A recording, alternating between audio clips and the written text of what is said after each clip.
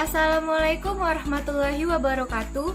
Perkenalkan, nama saya Safa Farazara Budiman, NIM 1906-2003 dari kelas 2A. Pada kesempatan kali ini, saya akan membahas salah satu dari teori kepribadian, yaitu psikologi analitis dari Carl Gustav Jung. Baiklah, di sini saya akan membahas sedikit tentang biografi singkat dari Jung. Nama lengkap dari Jung adalah Carl Gustav Jung.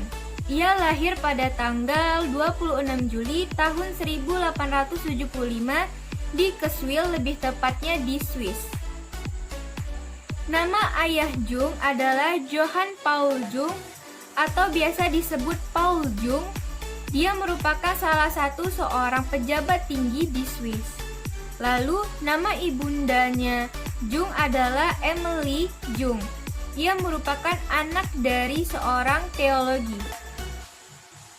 Jung merupakan anak kedua dari 3 bersaudara, yang dimana ia mempunyai kakak laki-laki yang hanya berusia 3 hari, lalu anak kedua Carl Gustav Jung, lalu yang ketiga ada adiknya perempuan yang jarak umurnya kurang lebih 9 tahun lebih muda dari Jung. Lalu, Jung menikah pada tahun 1903. Nama istri Jung adalah Emma Jung. Ia wafat pada tahun 1955. Lalu, Jung wafat pada tanggal 6 Juni tahun 1961 di Zurich dengan usia 86 tahun.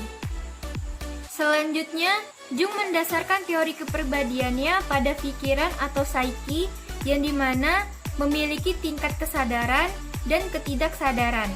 Jung juga menekankan bahwa yang paling penting dari labirin ketidaksadaran adalah seseorang bukan berasal dari pengalaman pribadi, melainkan dari masa lalu seseorang tersebut. Dan juga pada psikologi analitis ini menurut Jung lebih menekankan pada penjelajahan kesadaran, psyche atau jiwa seseorang yang menyebabkan ketidakseimbangan dalam psikologisnya. Jadi yang pertama ada kesadaran. Nah, kesadaran ini dapat dirasakan oleh ego. Ego ini yang dimaksud itu adalah bukan keseluruhan dari kepribadian dan harus dipenuhi dengan diri sendiri, melainkan diri inilah menjadi pusat kepribadian yang kebanyakan berupa ketidaksadaran. Jadi kesadaran di sini merupakan peran yang relatif kecil ketimbang ketidaksadaran tersebut dalam psikologi analitis. Yang kedua ada ketidaksadaran. Nah, ketidaksadaran ini terbagi dua. Yang pertama ada ketidaksadaran personal dan yang kedua ada ketidaksadaran kolektif. Jadi yang pertama ada ketidaksadaran personal.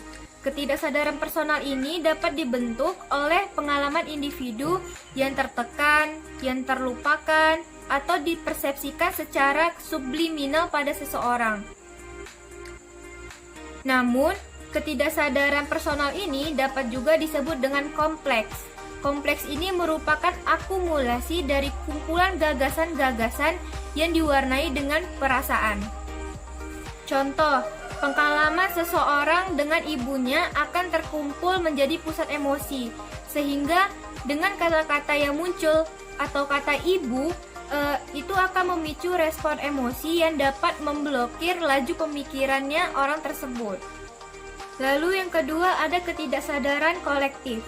Nah, ketidaksadaran kolektif ini merupakan kebalikan dari ketidaksadaran personal, yang dimana ketidaksadaran kolektif ini dapat dibentuk dari masa lalu leluhur yang dimana seluruh spesiesnya itu diturunkan dari satu generasi ke generasi berikutnya.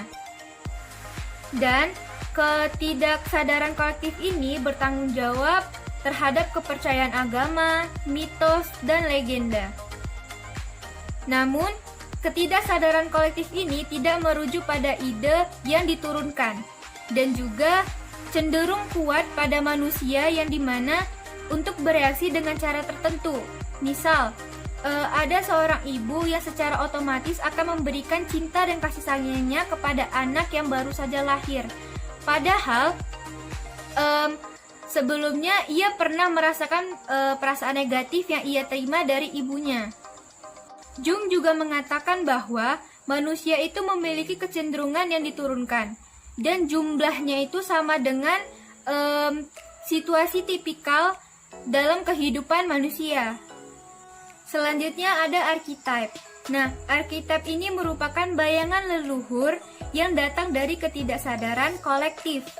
Jadi, persamaan dari archetype dengan kompleks itu sama-sama merupakan kumpulan bayangan yang diasosiasikan dan diwarnai dengan sangat kuat perasaan. Nah, perbedaan dari archetype dengan kompleks ini adalah kompleks merupakan komponen ketidaksadaran personal, sedangkan archetype merupakan konsep yang umum dan muncul dari isi ketidaksadaran kolektif. Lalu ada 8 konsep yang diajukan oleh Carl Gustav Jung. Yang pertama ada persona. Persona ini merupakan sisi kepribadian yang ditunjukkan orang kepada dunia. Yang kedua ada bayangan. Bayangan ini merupakan archetype dari kegelapan dan represi yang menampilkan kualitas-kualitas yang tidak kita akui keberadaannya serta berusaha menyembunyikannya dari diri sendiri maupun orang lain. Yang ketiga ada anima. Anima ini merupakan sisi feminin dari seorang pria yang dimana ia berperan pada suasana hati yang irasional dan juga perasaan yang tidak logis.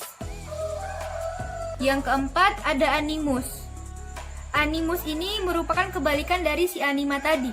Jadi animus ini merupakan sisi maskulin dari seorang wanita yang berperan pada pikiran tidak logis dan berpendapat yang tidak masuk akal pada seorang wanita. Yang kelima ada Ibu Agung atau Great Mother. Di sini Jung juga berpendapat bahwa ia melihat ibunya itu mempunyai 2 kepribadian yang berbeda. Yang pertama, ibu yang penuh kasih sayang dan mengayomi, serta ibu yang menakutkan, konservatif, dan juga kejam. Menurut Jung di sini, ibu memiliki 2 sisi yang berbeda.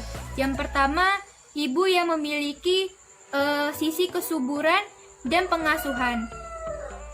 Yang kedua, ada sisi kekuatan untuk menghancurkan.